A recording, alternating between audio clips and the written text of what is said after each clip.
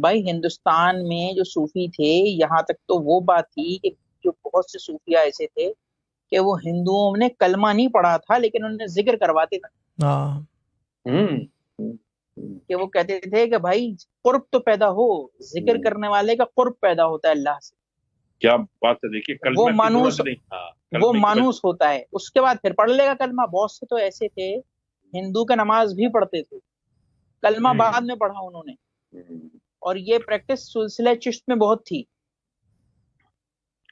میں یہاں پہ روکوں گا 1 منٹ کے لیے آپ کو. حسنین بھائی کے والد صاحب جو تھے رضا بھائی کے، ان کے دربار میں جب وہ ذکر کرتے تھے کتنے ہندو اور سردار بھی ذکر کرتے تھے. پتھارو صاحب نے ہم تینوں چاروں سے ملا کے زیادہ بسم اللہ پڑھی ہوگی، انہوں نے کلمہ نہیں پڑھا تھا، ہے نا؟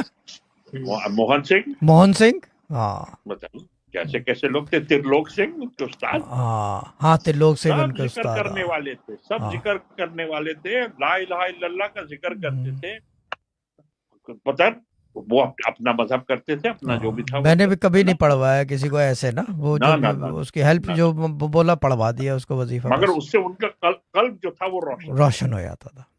کیا بات ہے شاہ صاحب کی، کیا بات ہے. دیکھیں نا یہ چیز نہیں تو جو آپ جو کہہ رہے ہیں، ہاں اس کو ذرا سا آگے بڑھائیں ذرا سا حسین بھائی. جی کیا کہہ رہے تھے آپ؟ صوفیوں کے انڈیا میں صوفیوں جو تھے وہ کیا کراتے تھے بھائی؟ انڈیا میں سلسلہ چشت کے جو صوفیاء تھے ان کے لیے تو ایک پریکٹس یہ بھی مشہور تھی کہ وہ جو تھے کلمہ نہیں پڑھاتے تھے لیکن ذکر کرواتے تھے. اور بہت سے تو ایسے تھے کہ نماز بھی جو نان مسلم تھے نماز پڑھتے تھے، کلمہ وغیرہ انہوں نے بعد میں پڑھا. یہ ایک عام پریکٹس تھی سلسلہ چشت کی.